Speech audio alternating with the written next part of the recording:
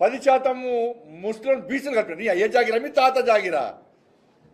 ఎట్లా కలుపుతారు బీసీల ముస్లింలను?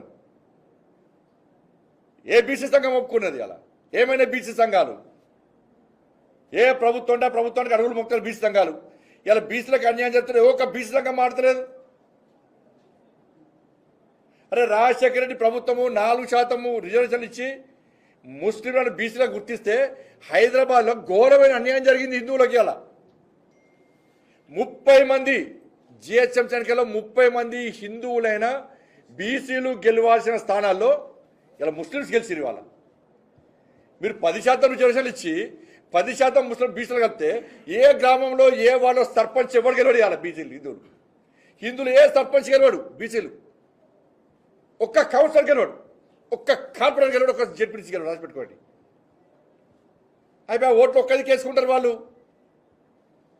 ఈ బీసీల బతికేంది? అలా హిందువుల బతికేంది తెలంగాణ రాష్ట్రంలో. బిచ్చ బతుక అదేమన్నా హిందువులది అడకదిరన్నా మిమ్మల్ని ఏమన్నా? ఎంఐ పార్టీ ఒత్తిడికి తలొగ్గియాలా? హిందువుల మనోబలు దెబ్బతీసి ఏందన్న జాతి? అరే మేము బొట్టు పెట్టుకుంటాం, మాకు గోత్రం ఉంటుంది, జన్మనామం ఉంటుంది, జన్మ నక్షత్రం ఉంటుంది, మేము ముల్దారం కట్టుకుంటాం, మా జాతిది. ఒక జాతికి ఇంకో జాతికి తేడా ఏందో గ్రహిస్తలేదు ప్రభుత్వం, కాంగ్రెస్ పార్టీ ప్రభుత్వం. కేవలం ముస్లిం మైనార్టీల ఓటు బ్యాంక్ ద్వారా గెలవాలనుకుంటున్నది మన ప్రభుత్వం స్థానిక సంస్థల ఎన్నికల్లో. ఏమనే బీసీ సంఘాలకు అర్థం కాలే.